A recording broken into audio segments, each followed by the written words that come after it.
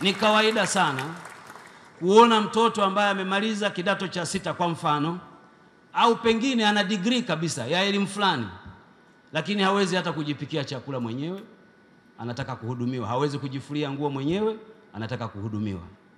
Nikawa na watania, mnazalisha maofisa wa kuhudumiwa badala ya watu wa kuja kuhudumia jamii. Jambo hili ni hatari kwa taifa na ni lazima liangaliwe, na VETA mnayo nafasi kubwa ya kuziba hilo gap.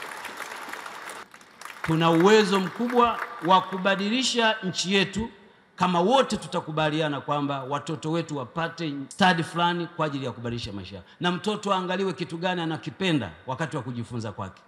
Katika elimu, unapokuwa unafanya career development na monitoring ya mtoto, unamwangalia maisha yake shuleni, anapenda nini, huyo mwelekeze kwenye hicho anachokipenda kwa kuperfect, kumpitisha kwenye mafunzo haya ya study, ili kesho aweze kuwa na maana zaidi kwenye maisha yako.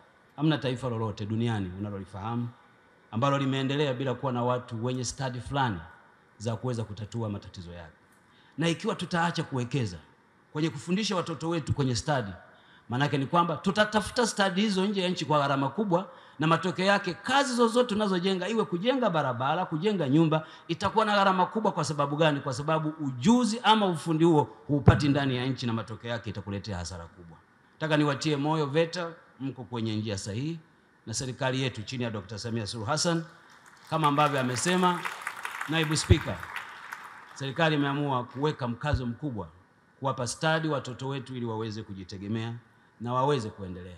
Lakini pamoja na mafanikio hayo mlionayo, VETA wakati mnaendelea, mjue kuwa yako matishio yanayotishia study mbalimbali ambazo tunafundisha watoto wetu. Mabadiliko ya tabia ya teknolojia hapa duniani yamekuwa tishio kubwa sana. OECD mwaka 2019 walitoa taarifa yao, wakasema kuwa kwa miongo miwili sasa, sekta ya uzalishaji, yani production sector au manufacturing sector, ilishuka kwa 20%, na sekta ya huduma ikapanda kwa 27%. Kwa nini?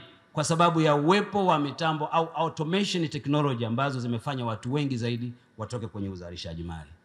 Kwa hiyo wakati tunafundisha vijana wetu, tuwafundishe vile vile kujua kuwa wana wajibu wa kukabiliana na changamoto zinazokuja. Nilikuwa naangalia banda moja pale ambalo taa ile haihitaji interaction ya mwanadamu, yani kwenda kuzima na kuwasha.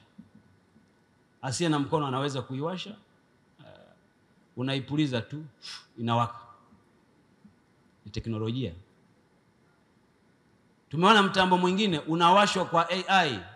Unatumia siri, unaimwambia siri niwashie feni, wala hauko pale, inafungua. Maana yake ni nini? Maana yake ni kwamba teknolojia inavyokuwa itaendelea kuwafanya watu wengi zaidi kazi ambazo wangeweza kuzifanya, teknolojia itawareplace.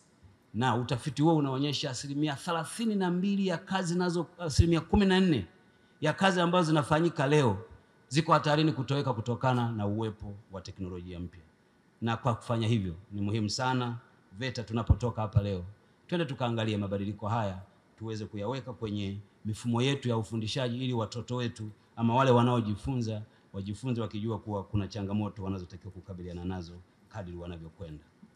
Nchi yetu tumeamua kuwekeza kwenye ufundi ili watu wetu waweze kujikomboa katika hali zao walizo.